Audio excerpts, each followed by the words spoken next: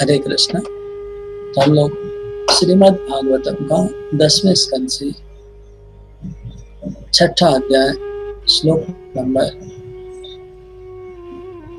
30 श्लोक नंबर 30 कल किए थे। श्लोक नंबर 31 से पाठ कर रहे हैं सब लोग। आपके पास जिनके पास श्रीमद् भागवतम का कृपा करके भागवतम खोलिए। भागवतम खोल के ये 10वां स्कंद 6ठा अध्याय 31 नंबर श्लोक। अगर भागवतम किसी के पास नहीं है तो हम लोग कमेंट में भी श्लोक डाल रहे हैं। वैसे ऑनलाइन में भी भागवतम अवेलेबल है। ऑनलाइन में भी आप लोग भागवतम डाउनलोड करके रखिए या फिर मोबाइल में पीडीएफ फाइल डाउनलोड कर दीजिए, साथ में श्लोक देखेंगे तो सुविधा होगी लेक्चर के साथ। ओम नमो भगवते वासुदेवाय। ओम नमो भगवते वासुदेवाय। ओम नमो भगवते वासुदेवाय।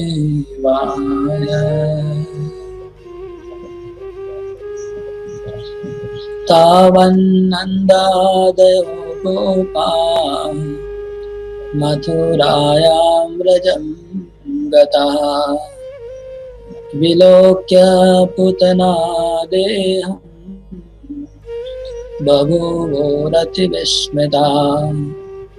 तावत् नन्दादयो गोपा मथुरायां व्रजं गताः विलोक्य पूतना देहं बभूवोरतिविस्मिताः।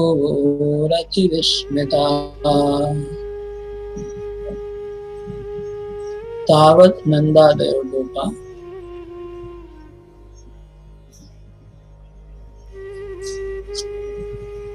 मथुरायां व्रजं गताः विलोक्य पूतना देहं बभूवोरतिविस्मिताः।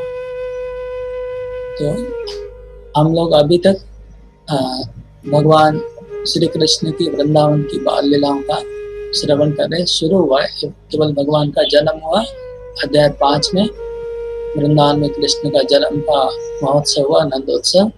अध्याय 6 में भगवान का पहला लीला पूतनावध लीला शुरू हो रहा है। तो पूतनावध में हमने वृंदावन का पार्ट कल डिस्कस किया कि वृंदावन में कैसे पूतना का वध हो जाने के बाद सब गोपियां कृष्ण के शरीर को रक्षा करने के लिए कृष्ण को रक्षा करने के लिए वो लोग अलग अलग मंत्र का उच्चारण किया। कृष्ण को पहले गाय से, गोबर वगैरह से मंत्र से उनका सुरक्षा किया। उसके बाद वो लोग कृष्ण को भगवान के विभिन्न नामों के द्वारा उनका रक्षा का कवच बनाया। पूरा सब कितने भगवान के नाम थे किसी ने काउंट किया है टोटल? किसने अगर टोटल नाम काउंट किया है तो कमेंट में बताइए। टोटल इतने नाम थे, हमने बताए थे 11 और 12 के 3-4 सेट भगवान के नाम थे, अलग अलग अंगों में किया गया था। और हमने पूछा था अंगन्यास और करन्यास अगर कोई जानता है अंगन्यास और करन्यास, या किसी पंडित से पूछेंगे कैसे करना है। अगर किसी ने ये भी अगर होमवर्क किया है तो कमेंट में बताइए कि हमने किया, अंगन्यास करन्यास सीखा है। तो भगवान का अंगन्यास और करन्यास हुआ, कृष्ण के चरणों में हाथ स्पर्श करके एक एक शरीर के अंगों में गोपियों ने हाथ स्पर्श किया कृष्ण के, और उनका हाथ स्पर्श करते करते करते सब भगवान का नाम उच्चारण करते गए कि कौन से भगवान कहाँ कृष्ण की रक्षा करेंगे। और लास्ट में आया था कि कैसे खाते खाते उनको भगवान यज्ञ भूत, खेलते खेलते गोविंद, सोने के समय माधव, किस तरह से भगवान को सब सुरक्षा करेंगे। ये सब मंत्रों का उच्चारण किया गोपों ने। तो ये था वृंदावन का। और नंद महाराज जो मथुरा गए थे उनका क्या हुआ ये हम लोग अभी चर्चा करेंगे। तो नंद महाराज ने क्या किया उसका हम लोग अभी डिस्कस करेंगे। तो तावत नंदादय गोपा मथुराया व्रजं गता विलोक्य पूतना देहं बभूव अति विस्मिता। तो यहाँ पर नंद महाराज मथुरा गए हुए थे। नंद महाराज मथुरा गए हुए थे और वसुदेव ने नंद महाराज को कहा कि आपको यहाँ पर ज्यादा देर ठहरना नहीं चाहिए मथुरा में, क्योंकि गोकुल में जहाँ पर कृष्ण को आप छोड़ के आए हुए हो वहां पर बहुत उत्पात होने की संभावना है। गोकुल में उत्पात होने की संभावना है, ये प्रेडिक्शन किया वसुदेव ने। तो नंद महाराज तुरंत चिंतित हो गया और जल्दी से, तावत मतलब शीघ्र नंद महाराज सब गोपों को शीघ्र तैयार किए और तैयार करके नंद महाराज सब गोपों को लेकर के निकल पड़े, बैलगाड़ी में निकल पड़े। तो यहाँ पर लिखा है कि नंद महाराज ने जब मथुरा से निकल गए, अच्छा इसके पहले भी श्लोक आया था, पथि विचिंतयन्, दोबारा आया ये बात। तो एनीवे उसका समाधान बाद में करते हैं, लेकिन यहाँ पर जो अभी लिखा है श्लोक में कि नंद महाराज जब निकलते हैं मथुरा से तो पहले ब्रज में पहुंचने के पहले एक ऊंची जगह चट्टान पे जाते हैं, जहाँ से दूर से वो वृंदावन को देखते हैं, दूर से गोकुल को देखते हैं, क्योंकि उनको जब उत्पात की बात पता चले तो उतना जाने में तो समय लगेगा, इसलिए वो थोड़ा चिंतित थे। तो उन्होंने थोड़ा ऊंचाई से देखा, सब गोपों ने ऊंचाई से देखा तो उनको दूर से पूतना का एक पहाड़ के जैसा शरीर दिखाई पड़ा। उन्होंने दूर से देखा कि एक गोकुल में एक अद्भुत पहाड़ के जैसा कोई दृश्य दिख रहा है, तो वो स्पष्ट नहीं हो रहा है कि क्या है।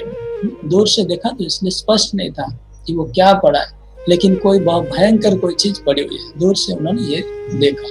इसलिए लिखा कि अति विस्मिता, बहुत आश्चर्यचकित हो गए कि क्या पड़ा है, पूतना देहम।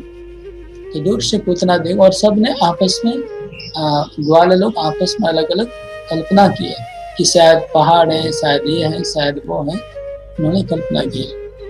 इसके आगे हम लोग आगे बढ़ते हैं।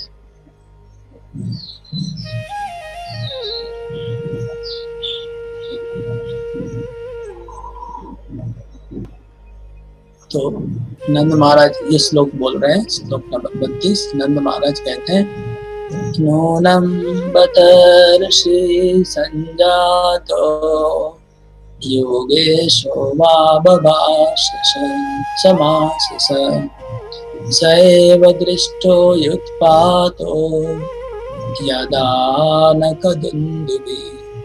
नूनं बतर्षि संजातो योगेशो वा समासस स एव दृष्टो युत्पातो यदा न कदुन्दुभिः। तो नंद महाराज ने सब गोपों को कहा कि मेरे मित्र वसुदेव बहुत स्पेशल है, वो ऑर्डिनरी नहीं है। वसुदेव कितने महान है। देखिए, वसुदेव ने प्रेडिक्शन किया था कि गोकुल में कोई उत्पात होने वाला है, और देखो पूतना का शरीर दूर से देखे थे, अभी समझ में नहीं आया क्या है, लेकिन देखिए कोई उत्पात हुआ है गोकुल में, जरूर बड़ा। तो वसुदेव ने कैसे इसका प्रेडिक्शन किया होगा। तो आपस में डिस्कस करने लगे सब ग्वाले। नंद महाराज दूसरे ग्वालों को पूछ रहे थे कि अच्छा बताओ वसुदेव ने कैसे बोल दिया, उनको कैसे पता चला। तो एक गोप ने कहा कि लगता है कि वसुदेव कोई ऋषि जैसे ऋषि हैं, लगता है कोई, वो आदमी नहीं है, ऋषि है।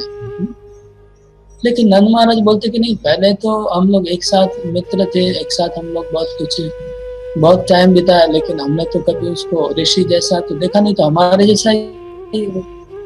तो बोलते हो सकता है कि जब से उसको जेल में डाल दिया कंस ने, तब से वो कठोर तपस्या और ऋषि में लगे होंगे, ऐसा हो सकता है। तो कोई बताए इसको तो योगेश नूनम बतर्षि संजातो योगेशो व समासस, में भी उन्होंने योग साधना किया होगा। हो सकता है कि वो जेल में योग साधना करके उनको कोई दिव्य दृष्टि प्राप्त हो गई होगी। वसुदेव बहुत स्पेशल हो गए। तो नंद महाराज कहते कि मैं भी जेल में उन्होंने योग साधना किया होगा। और एक गोप कहते कि हो सकता है कि वसुदेव जी पिछले जन्म में कोई बड़े योगी रहे होंगे, या पिछले जन्म में कोई बड़े ऋषि होंगे, अभी उन्होंने ऐसा जन्म लिया है, इसने प्रिडिक्शन कर दिया। फिर नंद महाराज, हाँ एक बात तो सही है, क्योंकि उनका जन्म हुआ था तो आनक दुंदुभी उनका नाम है, नीचे लिखा है आनक दुंदुभी, आनक दुंदुभी चौथे लाइन में लिखा है। तो आनक दुंदुभी उनका नाम है क्योंकि उनके जन्म के समय न कि आकाश में देवता लोग ने दुंदुभियां बजाई थी उनके जन्म के समय, और पुष्प वृष्टि हुआ था, नगारे बजे थी। उनका जन्म तो स्पेशल है, ये बात तो मैं भी मानता हूँ कि पिछले जन्म में वसुदेव कुछ रहे होंगे। जो भी हो, वो रियल में उन्होंने जो बात कही एकदम सही निकली कि गोकुल में उत्पात हो रहा है, तो मेरा मित्र वसुदेव जरूर दूर दृष्टि वाला है, बहुत देख सकता है। ये बात वापस में नेक्स्ट श्लोक नंबर 33। कलेवरं परशुभिः चित्वा तत्ते व्रजोकशः दूरे क्षिपत्यावयवशो न्यदहन् काष्ठवेष्टितम्। कलेवरं परशुभिः चित्वा तत्ते व्रजोकशः दूरे क्षिप्त्वा वयवशो न्यदहन् काष्ठवेष्टितम्। कलेवरं परशुभिः चित्वा तत्ते व्रजोकशः दूरे क्षिप्त्वा वयवशो न्यदहन् काष्ठवेष्टितम्। बहुत इसमें भी बहुत इंटरेस्टिंग बात है, पूतना के शरीर को कैसे वो लोग ने संस्कार किया, अग्नि संस्कार कैसे हुआ, वो बात है। तो कहते हैं कि नंद महाराज सब ग्वालों को लेके पूतना के शरीर को जलाया। फिर आचार्य कहते हैं, एक आचार्य कहते हैं कि नहीं नंद महाराज तो अभी रास्ते में ही थे, तो इनको जो नंद महाराज के एब्सेंस में जो वृंदावन में नंद महाराज ने जिनको नियुक्त किया था गोकुल की रक्षा करने के लिए, मतलब उपानंद नंद महाराज के बड़े भाई, वो लोग ने सब ने मिलके पूतना के शरीर को जलाया होगा। तो फिर और एक ऐसी बात नहीं है, वास्तव में ऐसा हुआ। विश्वनाथ चक्रवर्ती ठाकुर कहते हैं कि ऐसा हुआ कि ये जो नंद महाराज के द्वारा नियुक्त किए हुए जो गोप थे, मतलब उपानंद इत्यादि नंद महाराज के बड़े भाई, उन्होंने क्या किया, तो जंगल के जो निम्न जाति के लोग थे जो इसका काम करते हैं, डेड बॉडी को उठाने का, उसको क्या बोलते हैं, उसको क्या बोलते हैं, जो डेड बॉडी का काम करते, डोम जाति के लोगों को बुलाया और उनको बुला के पूतना का संस्कार करवाया। वो लोग ने हाथ नहीं दिया पूतना को, मतलब नंद महाराज ने भी हाथ नहीं दिया और ब्रजवासियों ने किसी ने टच नहीं किया उसको, उसके बॉडी को टच नहीं किया। हाँ, टच क्यों नहीं किया, वो अभी बहुत रिलेटेड है कोरोना वायरस से, इसका घटना बोला, क्योंकि उसका बॉडी जहरीला था, और उसको टच करने से वो जहर फैल सकता है, कोई भी मर सकता है, इसलिए उसको टच नहीं किया। और उसकी बॉडी को लिखा है परशु, मतलब कुठार से काटा, टुकड़ा किया, क्योंकि उसका बॉडी बहुत लंबा था, बहुत बड़ा था, मतलब एक 13 माइल का बॉडी है, सोच रहे ना, 12 माइल लंबा भी है, 18 किलोमीटर का।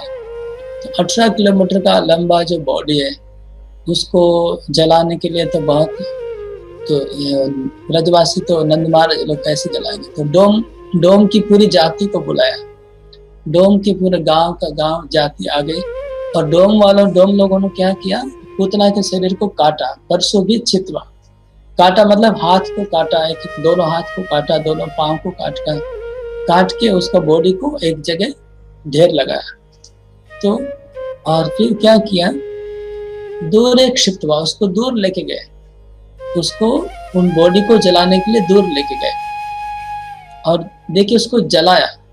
तो जलाने के ऊपर विश्वनाथ चक्रवर्ती ठाकुर कहते हैं कि विषाक्त जीवानां पुनः एव जीवित शंकया। दो बात, जलाया क्यों और उसको काटा क्यों, कि ये राक्षस है, ये राक्षस अब उसको अगर नीचे दबा देंगे ना मिट्टी में, वो उधर से उठ जाएगा वापस। ये पहला कारण है। दो कारण बताया जलाने का पुतना की बॉडी को। एक तो राक्षस ही है, वो डेड बॉडी से भी जिंदा हो सकती है, राक्षस का भरोसा नहीं। दूसरा कारण विश्वनाथ चक्रवर्ती ठाकुर कहते हैं कि विषाक्त जीवानाम, जो विषैले जीव होते हैं उनको दहन करने से पूरा उनका खत्म होता है विष का प्रक्रिया। अगर उसको दहन नहीं करेंगे तो विष का प्रक्रिया बना रहेगा। जिस प्रकार हम देखते कि चाइना में क्या किया, बॉडियों को ऐसी जगह लेके गए किसी को पता नहीं और जला दिया, मतलब अब कोई अवशेष नहीं बचने दिया उन्होंने। अपने उनके गांव के उनके लोगों को जिनको जलाया गया चाइना में, उनका कोई अवशेष नहीं बचा, किसी को पता ही नहीं चला, ऐसी जगह जला दिया ताकि वो वायरस स्प्रेड नहीं हो। नंद महाराज के जो बड़े भाई है आनंद, और जो भी नंद महाराज ने जिनको गोपों को सुरक्षा के लिए नियुक्त किया गया था, उन सब ने मिलके कुछ डोम को अरेंज किया। वो डोम लोगों ने पुतना के शरीर को टुकड़ा टुकड़ा काट के एक ढेर लगा के काष्ठ वेष्टितम, उसके शरीर को लकड़ियों से ढका। बहुत लकड़ियाँ काटनी पड़ी, बहुत लकड़ियाँ, पूरा जंगल। तो पुतना ने तो लकड़ी का अरेंज कर दिया था एक्चुअली। पुतना ने जितना 18 किलोमीटर के अंदर में जितने पेड़ थे सब पेड़ों को तो गिरा दिया था। तो मुझे लगता है पुतना मरने के पहले लकड़ी का अपना जलाने का व्यवस्था खुद ही करके चली गई, भगवान उसके द्वारा ही करवा लिया। तो उनको ज़्यादा वृक्षों को बाहर से इधर उधर से तोड़ना नहीं पड़ा। जो वृक्ष पुतना ने जिन वृक्षों को तोड़ दिया उन्हीं वृक्षों को इकट्ठा कर लिया होगा ब्रज के ग्वालों ने, और वो डोम लोगों ने इकट्ठा करके उसमें आग लगाया। तो मैं ये बता रहा था कि विश्वनाथ चक्रवर्ती ठाकुर ने एक बात कहा है। उन्होंने लिखा है कि विषधर जीवानाम, मतलब विषैले जो जीवात्मा होते हैं, विषधर जीवानाम दाहनैव उपशांति, विषधर जीवों को जलाने से ही उपशांति होता है। उपशांति मतलब उस जीवों की उपशांति प्लस बाकी बचे हुए लोगों की भी उपशांति होगी जलाने से। तो ये नियम है शास्त्र का है। इसलिए मुझे पता नहीं, एक बार मैं देखा कि ये मायापुर गुरुकुल के पास एक बार मैं गया था, तो एक मरा हुआ सांप पड़ा हुआ था। तो वो लोग ने, गुरुकुल के बच्चों ने उसको फिर आग लगा के उसके शरीर को जलाया। तो मुझे पता नहीं था क्यों जलाया, मेरे दिमाग में ऐसा था कि उसके डेड बॉडी को क्यों जलाया। तो इसमें लिखा है कि जो विषैले जीवात्मा होते हैं उनको जला देने से ही उपशांति होता है, क्योंकि उसका विष फैलेगा। अगर नहीं जलाएंगे उसका विष फैल जाएगा, इसलिए पुतना का शरीर को भी जलाना पड़ा। ओके, अगला श्लोक।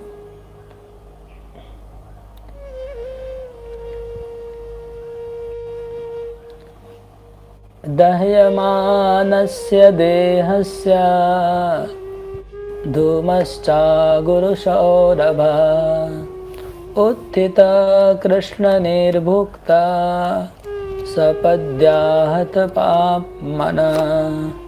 दह्यमानस्य देहस्य धूमश्चागुरुशौरभा उत्थितो कृष्णनिर्भुक्ता सपद्याहत पाप्मना।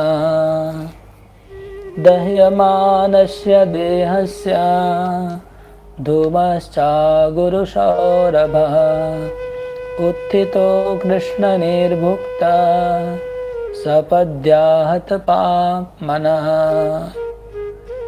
इसका अर्थ है दह्यमानस्य देहस्य।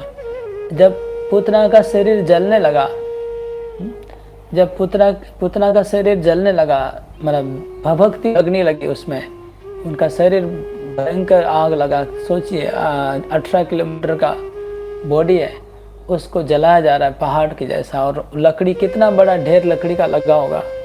उस शरीर को जब जलाया जा रहा था तो वहाँ से दह्यमानस्य देह से जलने लगा तो धुआं निकला। कितना धुआं निकला होगा आप कल्पना करेंगे कि पूतना का शरीर जो जल रहा था उससे कितना धुआं निकल रहा होगा। तो उस धुएं में गंध आने लगी। कैसी गंध आने लगी? अगरू, अगरू, अगरू पता है? अगरू, अगरू की सुगंध कैसी होती है? अगरू से भी अच्छी सुगंध आने लगी। पूतना का शरीर जल रहा था, उसके जलते हुए शरीर से अगरू से भी ज़्यादा सुगंध आने लगी।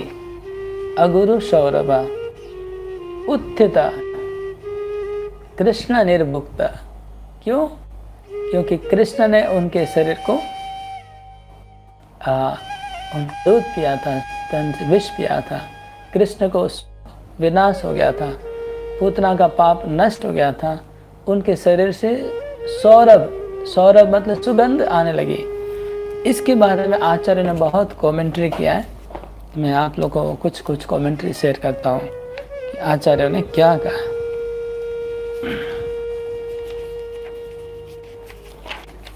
आचार्य कहते हैं श्लोक के ऊपर पहले तो लिखा है कि इनका सुगंध अगुरु से भी सुंदर सुगंध था पूतना का। पहली बात तो पूतना एक राक्षसी है। एक मनुष्य का शरीर भी जलाने से सुगंध नहीं आता है, दुर्गंध आता है, कि शरीर तो अच्छा नहीं है हम लोग का। लेकिन पूतना जैसी राक्षसी जो विषैल जहर लेके आई है, उसका शरीर से तो और भी तीक्ष्ण, ऐसा जहर का गंध आएगा कि कोई वो गंध से मर जाएगा। ऐसी गंध आनी चाहिए पूतना के शरीर से, क्योंकि जहर निकल रहा है, जहर की अग्नि है वो।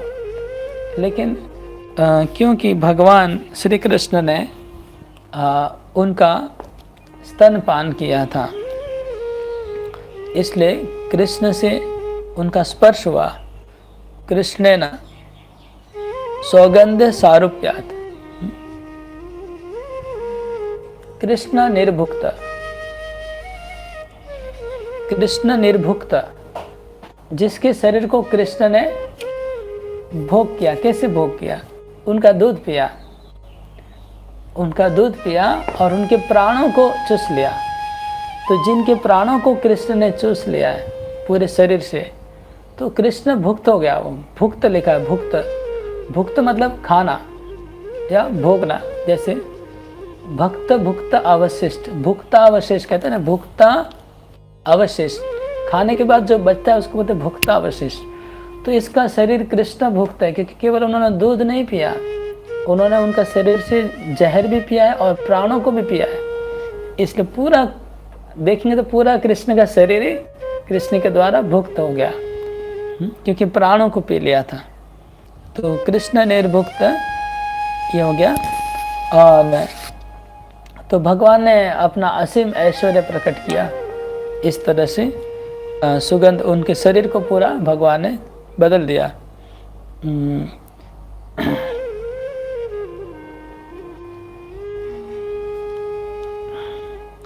यहाँ पर सुंदर कमेंट्री हुआ है। कमेंट्री है कि पूतना के शरीर को जब भगवान ने पिया है उनके प्राणों को, तो पूतना का शरीर भगवान का उच्छिष्ट हो गया, भगवान का प्रसाद हो गया। वो आप कोई भी चीज़ कृष्ण खाते हैं तो वो जो बचा हुआ क्या प्रसाद होता है ना। तो पूतना के शरीर के ऊपर भगवान खुद मतलब बैठे थे उसके शरीर के ऊपर। तो भगवान साक्षात जिसके शरीर पर बैठेंगे और खेल रहे थे उसके पेट के ऊपर। उनका तो विशाल पेट था, उसके ऊपर भगवान आराम से खेल रहे थे। जिसके ऊपर भगवान खेले और जिनका दूध भगवान ने पी लिया प्राणों को, तो उसका बॉडी तो पूरा कृष्ण ने पवित्र कर दिया, अपने जैसा कर दिया, पवित्र बॉडी कर दिया। और इतना ही नहीं, ये पूतना का शरीर एक तरह से प्रसाद हो गया, क्योंकि कृष्ण ने उसको चखा है, उनको अपने मुंह में डायरेक्ट लगाया, तो इसलिए पूतना का पूरा शरीर पवित्र हो गया। इतना पवित्र हो गया कि लिखते महापावन, महापवित्र हो गया, महापवित्र। अभी इतना पवित्र हो गया पूतना का शरीर कि हमारे जीव गोस्वामी कहते हैं कि उनका शरीर जो जल रहा था और जल की जो धुआं निकल रहा था, वो धुआं जो जिनको मिल रहा था उसको महाप्रसाद मिल रहा था। जो लोग धुआं जिनके नाक में आ रहा था वो कृष्ण का महाप्रसाद है, क्योंकि जिस शरीर को कृष्ण ने पिया है वो शरीर आग जला है, जल के उसका धुआं आ रहा है, मतलब वो कृष्ण का महाप्रसाद सबको मिल रहा था। तो ये 18 किलोमीटर वाला जो शरीर है उसका धुआं जहाँ जहाँ गया सबको भगवान का प्रसाद, और उसमें भगवान ने ऐसा चमत्कार कर दिया कि उसको सुगंधी कर दिया। पूतना के उस धुएं को भगवान ने सुगंधी कर दिया, तो बड़े मतलब प्रेम से सब लोग उस धुएं को पी रहे। कैसे पी रहे? भगवान का प्रसाद समझ के पी रहे कि वो भले नहीं जाने, लेकिन हकीकत यही है कि भगवान का प्रसाद सब लोग को मिलने लगा। तो ये कहते हैं जीव गोस्वामी कि वो धुआं जहाँ जहाँ गया, जिसके जिसके नाक में वो धुआं गया, वो लोग का सब पाप नष्ट हो गया। ये आहत पाप माना जो शब्द है, जिसमें लिखा है आहत पाप माना, आहत पाप माना सपदी आहत पाप माना। इसका मतलब कि पूतना का तो पाप पहले ही नष्ट हो गया, जैसे ही भगवान ने उनको टच किया उसमें उसका पाप नष्ट हो गया, जैसे उनका प्राणों को चूस लिया। लेकिन पूतना का शरीर जब जलने लगा और जल के उसका धुआं जहाँ जहाँ पहुँचा, उनको शरीर उनका पवित्र हो गया, वो लोग के पाप नष्ट होने लगे। ये हकीकत है। जैसे आप एक समझ लीजिए, एक बड़ा ड्राम है, एक बड़ा ड्राम है पानी का 50 लीटर का, उसमें अगर कोई आदमी मुंह लगा दे तो वो ड्राम झूठा हुआ कि नहीं, है ना? एक 50 लीटर का ड्राम में अगर कोई मुंह लगा देता तो झूठा हुआ कि नहीं? अगर समझ लीजिए 50 लीटर दूध है, उसमें सांप अगर मुंह डाल दे तो कहते जहरीला हो गया।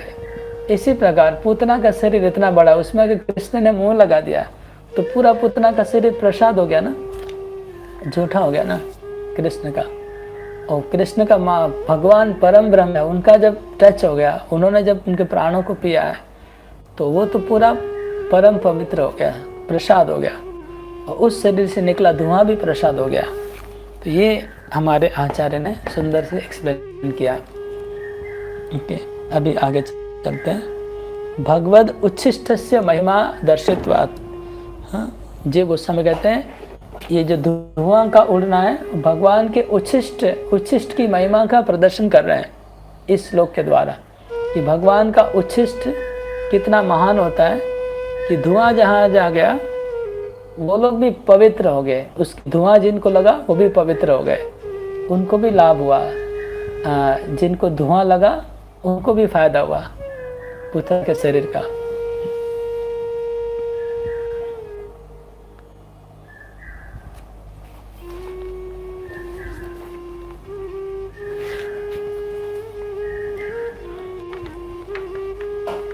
तो इसका मतलब अगर कोई भगवान का परम भक्त जो अत्यंत उच्च स्तर पे है, उनका शरीर भी पूरा पवित्र होता है, उसके शरीर को टच करने से भी पापों से मुक्त हो सकते हैं। और अगर कोई ऐसे ब्रह्म ज्ञानी या कोई मतलब ब्रह्म साक्षात्कार किया अगर किसी ने, या परमात्मा भगवान का साक्षात्कार किया, ऐसे व्यक्ति का शरीर शुद्ध पवित्र हो जाए। उसके शरीर को भी अगर जलाया जाएगा और उसको अगर धुआं निकलेगा, वो बहुत जहाँ जहाँ धुआं जाएगा सब पवित्र हो जाएगा। उनके शरीर से भी। वैसे भक्तों को समाधि देते हैं क्योंकि ऐसे महात्मा, क्योंकि बाद में उनका वहाँ पर हम लोग को प्रेजेंस फील कर सकते हैं, इसलिए समाधि देते हैं। नेक्स्ट लोग, पूतनालोक बालग्नि राक्षसी रुधिराशना जिगांसयापि हरयीं स्तनं दत्वापशद्गतिं किं पुनः श्रद्धया भक्त्या कृष्णाय परमात्मने यच्छन् प्रियतमं किं नो रक्तास्तन्मातरो यथा पूतना लोकबालग्नि राक्षसी रुधिराशना जिघांसयापि हरये स्तनं दत्वापशद्गतिं किं पुनः श्रद्धया भक्त्या कृष्णाय परमात्मने यच्छन् प्रियतमं किं नो रक्तास्तन्मातरो यथा। तो सुखदेव गोस्वामी कमेंट्री करते हैं अपना इस लीला के ऊपर। सुखदेव गोस्वामी कहते हैं एक राक्षसी पूतना जो बच्चों को मार मार के उनका खून पीती थी, उनके प्राणों को हर लेती थी, उनको खा जाती थी, उनको जहर पिलाती थी, ऐसी खून पीने वाली, जहर पिलाने वाली, बच्चों को मारने वाली राक्षसी और भगवान को हत्या करने को आई, भगवान को मारने को आई जहर पिला के, उसको भी भगवान ने सद्गति प्रदान किया। सद्गति मतलब शाश्वत गति, भौतिक जगत से मोक्ष प्रदान कर दिया, चिन्मय जगत में पहुंचा दिया उनको और अपने धाम में ले गए भगवान। तो फिर उसका क्या कहा जाए, किम पुनर्श्रद्धया भक्त्या, उनकी क्या कहा जाए जो लोग श्रद्धा के साथ, भक्ति के साथ साक्षात परमेश्वर भगवान श्री कृष्ण को अपनी अत्यंत प्रिय वस्तु प्रदान करते हैं, अपनी प्रिय वस्तु भगवान को अर्पित करते हैं, भगवान की प्रिय वस्तु प्रियतमम। और जो भगवान की जो माताएं हैं, गाय हैं, माताएं, जो लोग भगवान को दूध पिलाती है प्रेम से, उनकी क्या गति होगी, उनको भगवान क्या देंगे, विचार करिए। हाँ, ये सुखदेव गोस्वामी क्वेश्चन करते हैं। तो यहाँ पर विश्वनाथ चक्रवर्ती ठाकुर बहुत सुंदर से एक्सप्लेन करते हैं। वो कहते हैं कि विश्वनाथ चक्रवर्ती ठाकुर कहते हैं कि देखिए इधर इसको किमुत्ति नायन कहें। किमुत्य नायन मतलब अगर इतने में इतना मिला तो इतने में कितना मिलता है, इसको किमुत्य नायन कहते हैं। इसका क्या कहा जाए, तो वो बहुत सुंदर से इसको किमुत्य मंडली करते हैं। किमुत्य मंडली क्या है आपको बताता हूँ। किमुत्य मंडली है ये, इसमें बहुत किमुत्य मंडली क्या है कि देखिए, पूतना भगवान को हत्या करने आई, मतलब हत्या करने के लिए अगर भगवान से मिली तो उसको ये गति हुआ। अगर हत्या नहीं करने का इच्छा था, ऐसे ही अगर पूतना खाली आके भगवान को हत्या नहीं करती, हत्या की भावना उसकी नहीं होती और ऐसे ही विष पिलाती, तो क्या होता, उदासीनता से। हत्या की भावना से कोई कृष्ण के पास गया, उसको ये गति हुआ। जो लोग हत्या की भावना से कृष्ण के पास नहीं जाते हैं, ऐसे ही सरलता से कृष्ण के पास जाते हैं, न्यूट्रली, उदासीन भाव से, उनका क्या होगा, उदासीन लोग को क्या होगा। फिर कहते हैं कृष्ण के पास जो लोग उदासीन नहीं, थोड़ा श्रद्धा लेके जाएंगे, उनको भगवान क्या देंगे। फिर कहते हैं थोड़ा श्रद्धा नहीं, अगर कोई पूर्ण श्रद्धा और भक्ति के साथ कृष्ण के पास जाएंगे, उनको कुछ निवेदन करेंगे, तो उनको भगवान क्या देंगे। ये पहले किमुत्य मंडली हुआ कि अगर कोई उनको पूतना उनको दूध दे रही है लेकिन मारने के लिए, तो उनको ये गति हुआ। अगर मारने की इच्छा नहीं होती, अगर उदासीन होकर दूध देंगे, इच्छा भी नहीं है, मारने का भी इच्छा नहीं है और प्रेम भी नहीं है, ऐसे ही दूध दिया, तो भगवान उनको क्या करेंगे बदले में? उससे ज़्यादा लाभ देंगे। और अगर कोई श्रद्धा के साथ उनको दूध पिलाएंगे तो क्या होगा?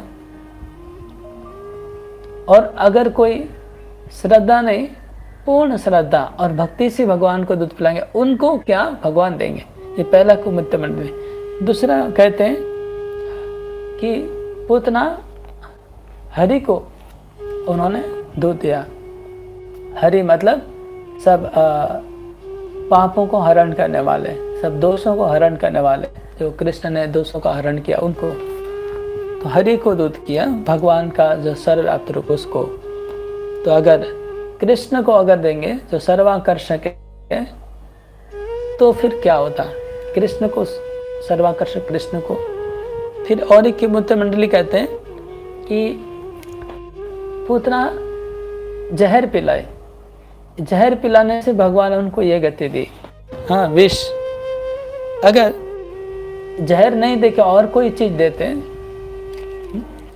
तो भगवान क्या देंगे? जो लोग जहर नहीं देके अच्छा कोई चीज देंगे तो।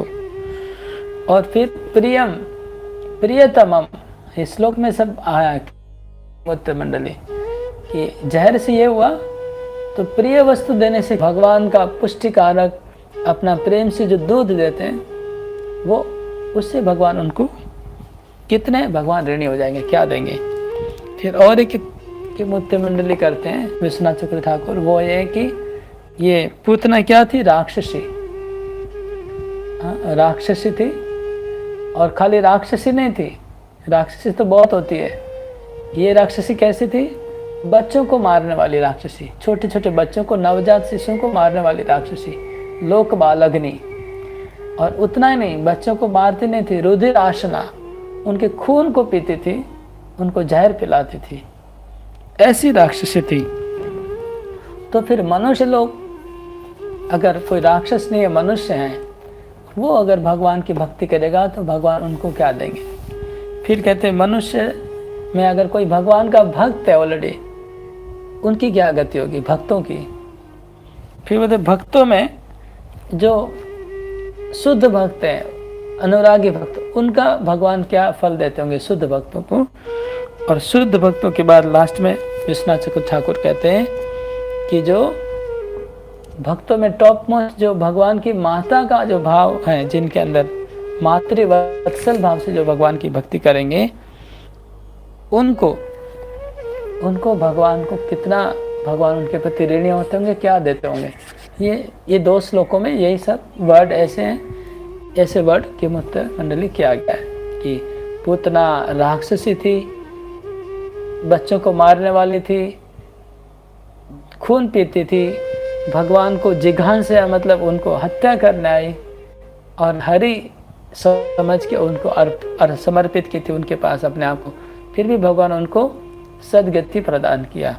फिर क्या किया कहा जाए? जो लोग श्रद्धा के साथ, भक्ति के साथ, प्रेम के साथ, जो कृष्ण है, जो सब जीवों के परमात्मा है, परमात्मा ने सबके परमात्मा के परमात्मा है, और उसको यच्छन प्रियतमम, अत्यंत प्रिय वस्तु अगर दी जाए, तब उनकी गति क्या होगी? सुखदेव गोस्वामी ये क्वेश्चन उठा रहे हैं।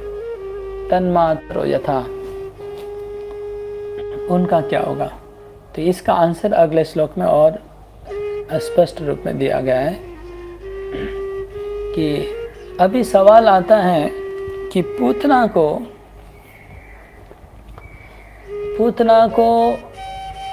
इतनी खराब थी जब, तो उनको इतना ऊंचा गति क्यों दिया? क्या गति मिला था?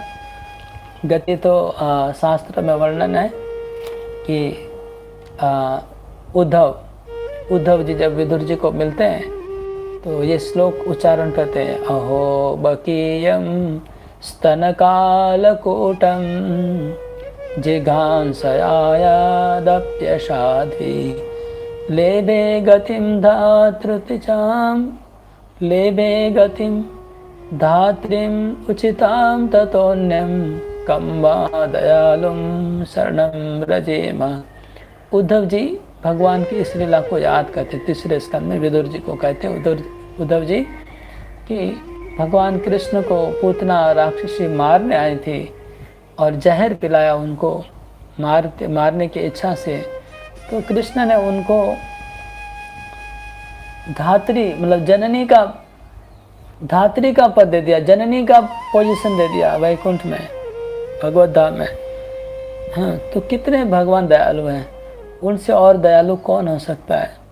इस तरह से ये श्लोक था। अभी अगले श्लोक में बताएंगे कि इतना ऊंचा पद भी पूतना को भगवान ने क्यों दिया, कैसे पूतना को इतना ऊंचा पद मिल गया, इसका उत्तर दे रहे सुखदेव गोस्वामी ये श्लोकों में, नेक्स्ट 2 श्लोक में 37-38 में।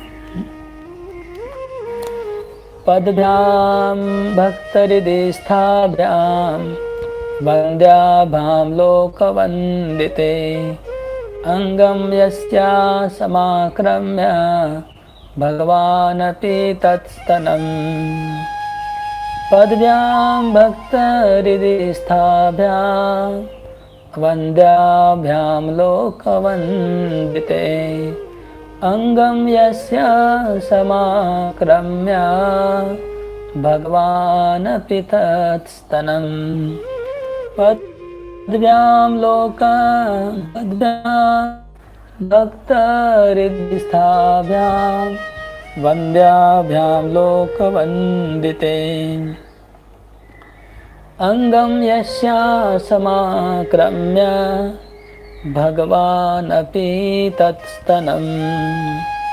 तो इसका उत्तर में कहते हैं कि भगवान कृष्ण पूतना को इतना ऊंचा गति क्यों मिला, क्योंकि भगवान के चरण कमल, भगवान के दोनों छोटे छोटे नन्हे पाँव, नन्हे बाल गोपाल के जो पाँव हैं, छोटे पाँव, वो भगवान के जो पाँव हैं दोनों, उन पाँवों से उन्होंने पूतना के ऊपर समाक्रम में उन्होंने दोनों पाँव पूतना के ऊपर रख दिए थे, शरीर के ऊपर, और उसको समाक्रम मतलब अच्छी तरह से अपने दोनों पाँव से पूतना को उन्होंने समाक्रम में ऊपर चढ़ गए दोनों पाँव से। भगवान ने उनके पाँव को कृष्ण ने पूतना के शरीर के ऊपर मारा, तो समाक्रम में उनके शरीर के ऊपर भगवान चढ़ गए दोनों पाँव से, उधर बैठे थे, सोए थे, बैठे थे भगवान। तो ये बात है। और वो चरण कमल कैसे हैं, भक्त हृदय स्थापना, बड़े बड़े भक्त जिन चरणों को हृदय में ध्यान करते हैं, बड़े बड़े महान भक्त जिन चरणों को ध्यान करते हैं, कौन से भक्त, बोले लोक वंदित, पूरा ब्रह्मांड जिन भक्तों की पूजा करता है। तो कौन उदाहरण देते, जीव गोस्वामी, ब्रह्मा और शिव, ब्रह्मा और शिव जैसे महान भक्त जिन चरणों का हमेशा ध्यान करते हैं, और ध्यान करके भी असली में भगवान के चरणों को वो पाते नहीं, हृदय में प्रयास करते हैं उनके चरणों का ध्यान करने का, लेकिन ठीक से कर नहीं पाते हैं। उन चरणों के द्वारा भगवान ने जिस शरीर के ऊपर समाक्रम में पूरी तरह से उनके ऊपर भगवान बैठ गए, उनके ऊपर लेटे, उसके शरीर के ऊपर छोटे नन्हे कृष्ण, और उनकी स्तनपान किया, भगवान ने उनका स्तनपान किया, ये उसका सौभाग्य।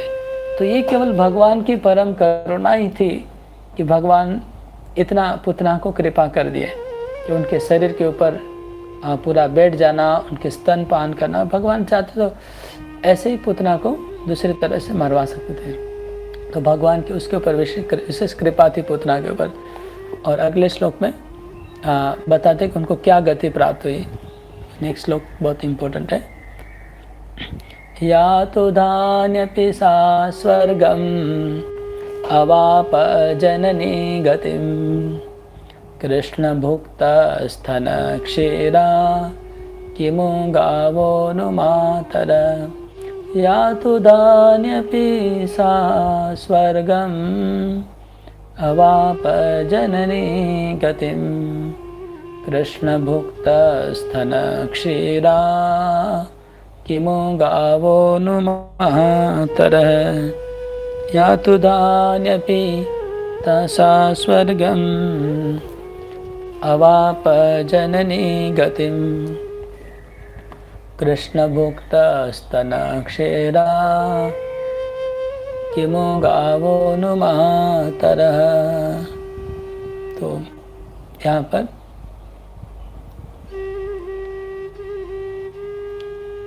कहते हैं सुखदेव गोस्वामी कि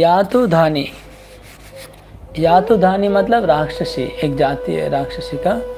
वो राक्षसी होते हुए भी उनको स्वर्ग प्राप्त हुआ। स्वर्गम मतलब यहाँ पर स्वर्ग नहीं है, क्योंकि ऑलरेडी पीछे और एक श्लोक में आएगा कि पुतना अवाप मोक्षम, पीछे और एक श्लोक में आएगा मोक्ष प्राप्त हुआ है। तो यहाँ पर मोक्ष पुतना को मिनिमम प्राप्ति मोक्ष है, मिनिमम, स्वर्ग का कोई सवाल ही नहीं है। तो स्वर्गम इसलिए लिखा है, स्वर्ग मतलब ऊपर जाना, ऊपर गति हुई, ऊपर आनंदमय लोक में गई, इसलिए स्वर्ग लिखा है। क्योंकि अगले लाइन लिखा अवाप जननी गतिम, जननी मतलब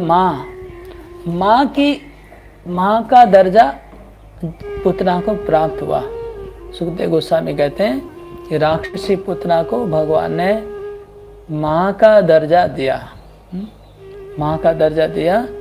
और फिर अभी सोचिए कि कृष्ण भुक्त स्तन क्षेरा कि गावो नुमात्र। अभी सोचिए कृष्ण ने जिन गायों का दूध पिया, जिन माताओं का स्तन पिया, जिन गायों का दूध पिया, उनकी क्या गति होगी।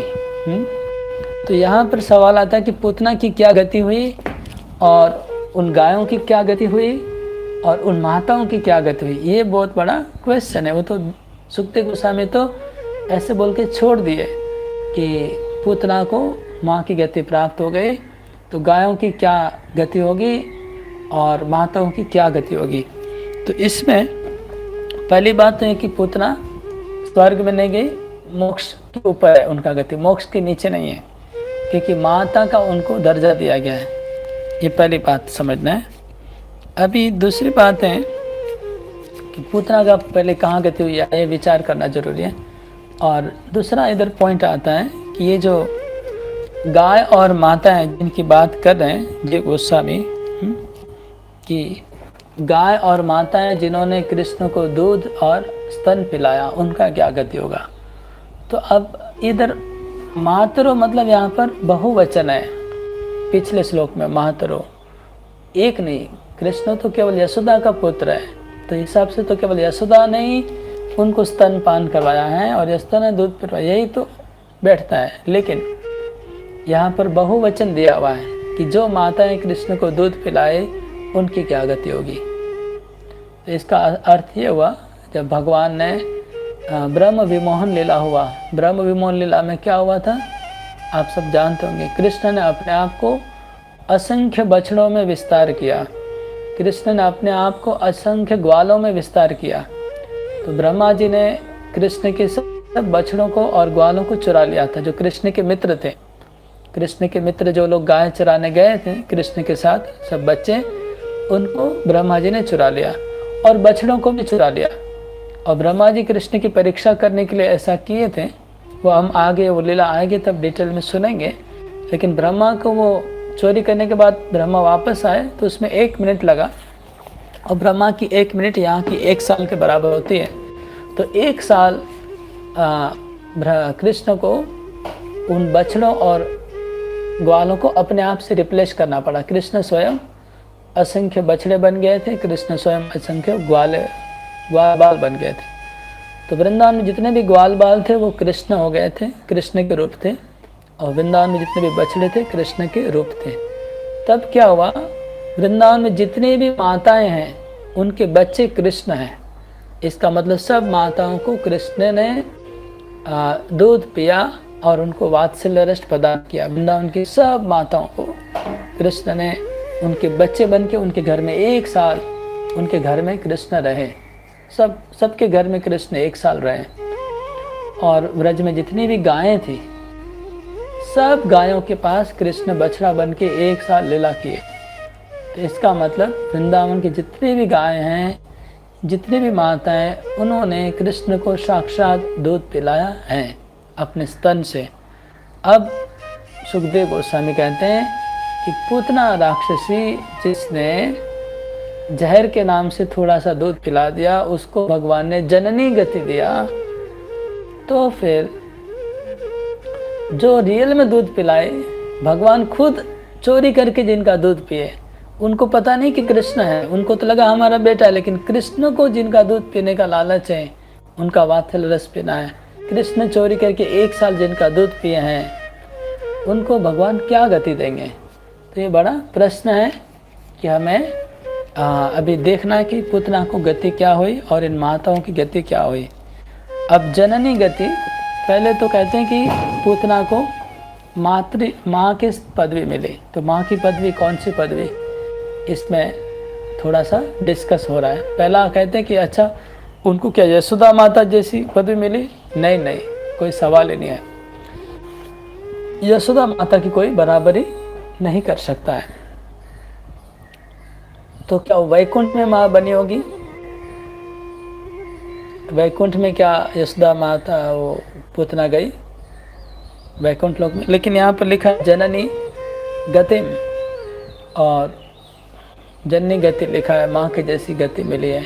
और धात्री उद्धव जी कहते हैं धात्री उचितम। धात्री मतलब जो दूध पिलाने वाली माँ होती है, धात्री माँ, धात्री माँ कब मिला है, इसलिए लिखते उद्धव जी। तो यहाँ आते हैं, वो कहते हैं कि गोलोक वृंदावन जहाँ पर कृष्ण रहते हैं,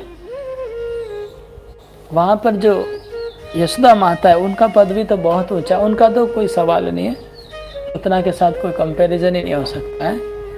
और वहाँ पर जितनी और माताएं हैं गोलोक धाम में, वहाँ पर भी यहाँ इस श्लोक से लग रहा है कि ये जो गाय हैं और जो माताएं हैं जिन्होंने 1 साल कृष्ण की सेवा की, उनकी गति पुतना से कई गुना अधिक, हजारों गुना अधिक होनी चाहिए। इस श्लोक से ऐसा पल रहा है, क्योंकि किमु गावन मात्र, गायों को क्या कहा जाए, उन माताओं का क्या कहा जाए जिन्होंने, तो पुतना से उनका 1000 टाइम बेटर डेस्टिनेशन हो सकता है।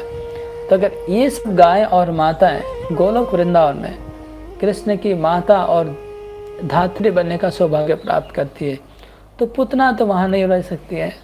तो इसलिए विश्वनाथ चक्रवर्ती ठाकुर ने बहुत सुंदर समाधान किया, हमारे सब कन्फ्यूजन को दूर कर दिया विश्वनाथ चक्रवर्ती ठाकुर ने। वो कहते हैं कि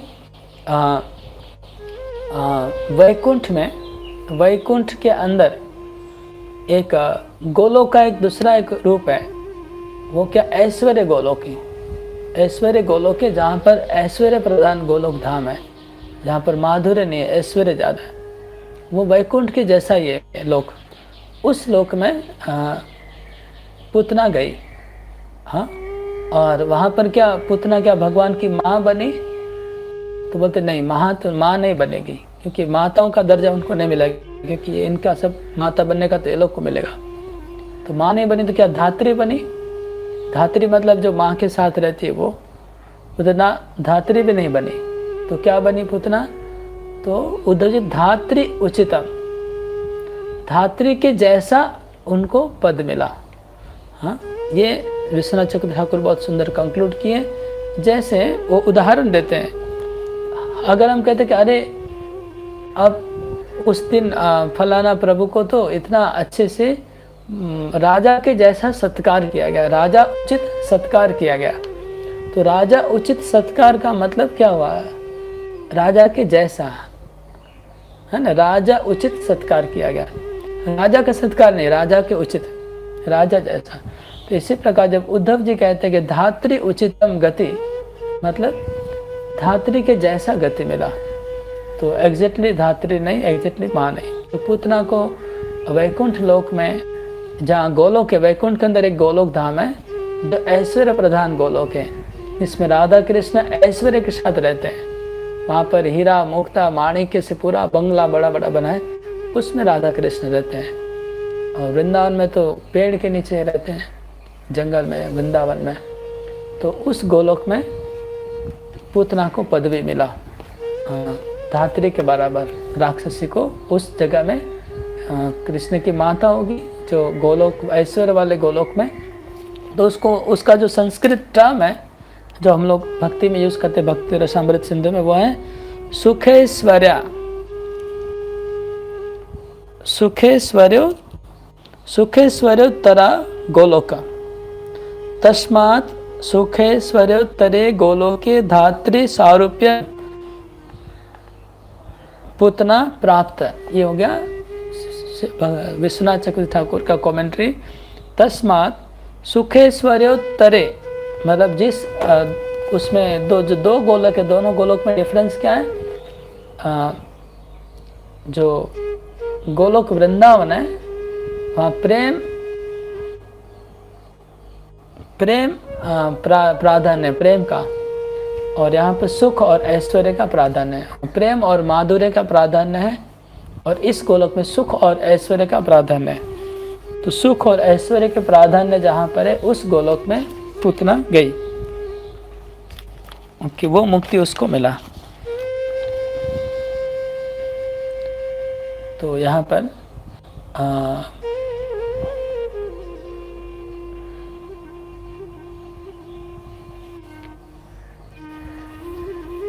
टाइम हो चुका है, यहाँ पर रखते हैं। हरे कृष्णा कृष्ण कृष्ण हरे हरे, हरे राम राम राम हरे हरे।